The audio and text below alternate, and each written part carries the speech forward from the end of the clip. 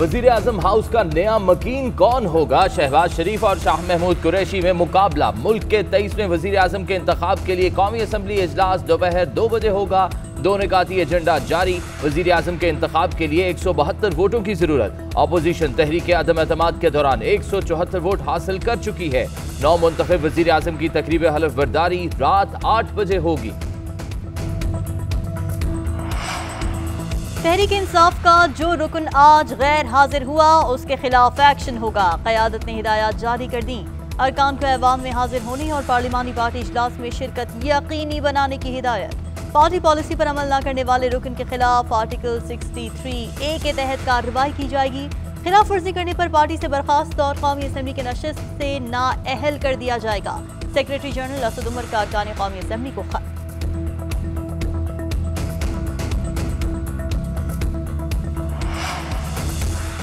मुत्तहिदा opposition की पार्लिमानी party की बैठक कुछ देर में होगी। मरियम औरंगजेब कहती हैं कि इजलास कमेटी रूम नंबर 2 में होगा। वजीर आजम के इंतखाब के लिए हिकमत अमली तय की जाएगी। लीगी तर्जुमान ने ट्वीट किया कि आज की सुबह पाकिस्तान पर छाए मायूसी के साए खत्म होने की नवीद सुना रही है। नवाज शरीफ का रोशन पाकिस्तान एक बार फिर वजीर आजम शहबाज शरीफ के संग दुनिया के उफक पर चमकने को तैयार है।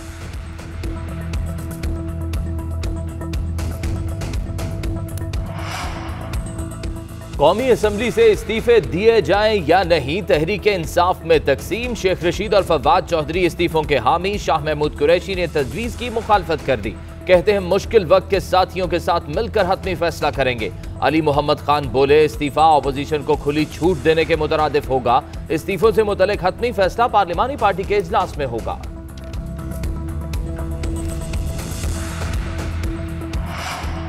लाहौर हाईकोर्ट ने वजीर आला पंजाब के इंतखाब के लिए मुतल्लिका फरीक़ैन को इकट्ठे बैठकर हल तजवीज़ करने की हिदायत कर दी। कायदे ऐवान के इंतखाब का तरीक़ाकार क्या है, रूल्स क्या कहते हैं। चीफ जस्टिस का इस्तफसार। रिमार्क्स दिए, हमने आज देखना है कि प्रोसीजर की खिलाफ वर्जी हुई। ये नहीं हो सकता कि जब चाहा रूल्स पर अमल किया, जब चाहा नजरअंदाज कर दिया। मुस्लिम विकाफ के वकील ने अदालत को बताया कि अरकान असम्बली को होटल में महबूस रखा हुआ है। चीफ जस्टिस ने इस्तफसार किया, क्या इस तरह इजलास मौखिर हो सकता है? इजलास मौखिर करने की क्या वजह बनी? जो कुछ हो रहा है उसका दुख है। आप सब बैठें, देखें कि क्या करना है और 2 बजे तक अदालत को आगाह करें।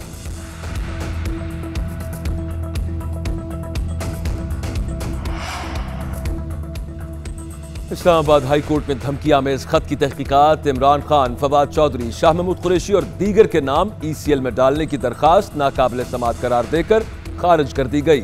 बिला वजह दरखास्त देने पर दरखास्त गुजार पर 1 लाख रुपए जुर्माना आयद। आप मामले को क्यों सियासी बना रहे हैं? ये रियासत की जिम्मेदारी है। आप क्यों अदालत आए? चीफ जस्टिस अतर मनल्ला का दरखास्त गुजार से इस्तफसार। दरखास्त गुजार ने मौक़िफ़ अख्तियार किया कि अमरीका से ताल्लुकात को नुकसान पहुंचा है, तहकीकात जरूरी है। परवेज मुशर्रफ के खिलाफ गद्दारी केस में भी मेरी दरखास्त पर कार्रवाई हुई।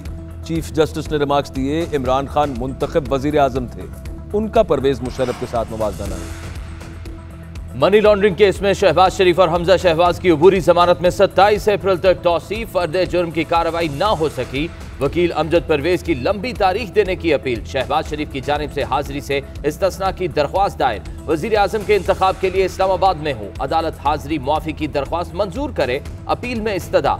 फवाद चौधरी कहते हैं इम्पोर्टेड हुकूमत के सरबराह मकसूद चपड़ासी को 27 अप्रैल तक जमानत मिल गई। शुक्रिया अदलिया।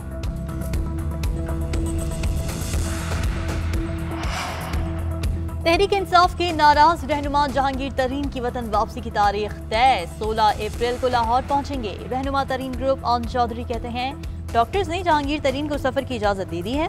16 अप्रैल को ग्रुप के तमाम अरकान एयरपोर्ट पर जहांगीर तरीन का इस्तकबाल करेंगे। जहांगीर तरीन वापसी पर तमाम नाराज धड़ों से मिलेंगे। वजारत आला के लिए मुत्तहिदा अपोजिशन के उम्मीदवार हमजा शहबाज से भी मिलेंगे। जहांगीर तरीन और शहबाज शरीफ की मुलाकात भी मुतवक्के।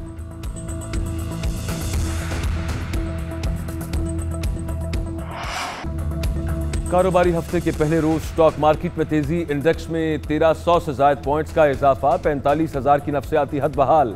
डॉलर के नीचे आने का सिलसिला भी जारी। डॉलर की कदर में 1 रुपया 43 पैसे कमी। इंटरबैंक में 183 रुपये 25 पैसे का हो गया। 2 रोज में डॉलर 4 रुपये 93 पैसे कम हुआ। मोडीज ने पाकिस्तान के बैंकिंग सेक्टर में मुस्बत आउटलुक बरकरार रखी। मोडीज के मुताबिक बैंकों की सूरत हाल मुस्तहकम है। अगले माली साल में मुआशी शरह 4 से 5% रहने का इम्कान है।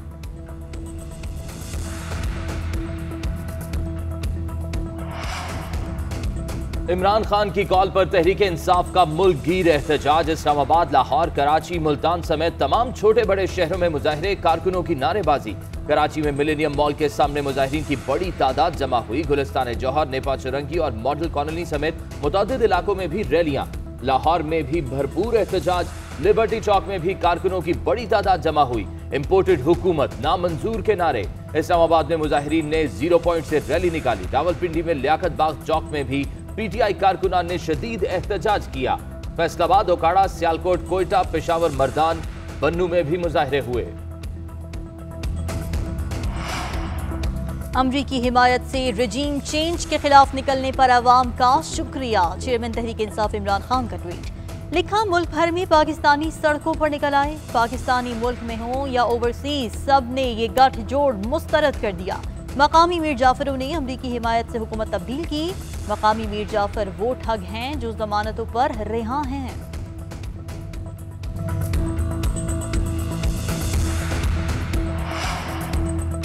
इमरान खान के साबिक मुआवनी ने खुसूसी शहजाद अकबर और शहबाज गिल के नाम स्टॉप लिस्ट में शामिल। साबिक प्रिंसिपल सेक्रेटरी आजम खान, अरसलान खालिद और डॉक्टर रिजवान का नाम भी नो फ्लाई लिस्ट का हिस्सा बना दिया गया। FIA ने गौहर नफीस का नाम भी स्टॉप लिस्ट में शामिल कर दिया। ये शख्सियात बगैर इजाजत बैरून मुल्क सफर नहीं कर सकेंगी।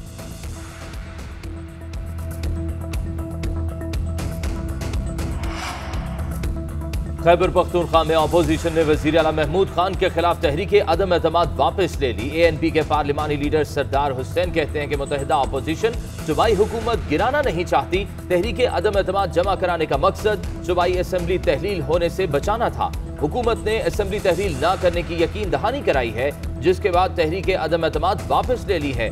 तहरीक अदम एतमाद असम्बली इजलास के एजेंडे में शामिल नहीं होगी।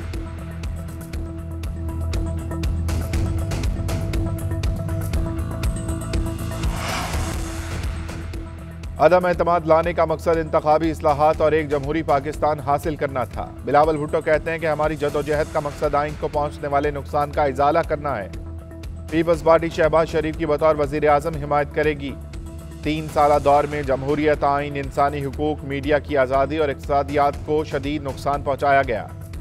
मुल्क की तरक्की के लिए हम सब एक प्लेटफॉर्म पर मुत्तहिद हैं। बिलावल भुट्टो का वजीर खारजा बनने की तस्दीक करने से इनकार।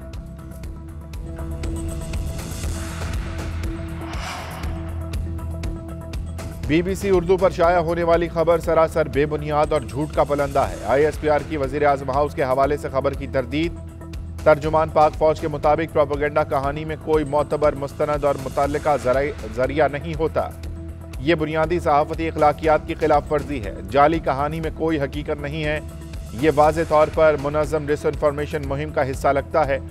मामला BBC हुक्काम के साथ उठाया जा रहा है।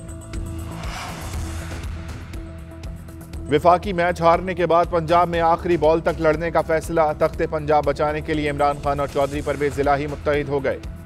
साबिक वज़ीर आज़म ने टेलीफोन करके वज़ारत आला के लिए परवेज इलाही को मुकम्मल सपोर्ट करने की यकीन दहानी कराई। दोनों रहनुमाओं ने मौजूदा सियासी सूरत हाल पर तबादला ख्याल किया। तहरीक इंसाफ के छीना ग्रुप ने भी परवेज इलाही को वोट देने का ऐलान कर रखा है।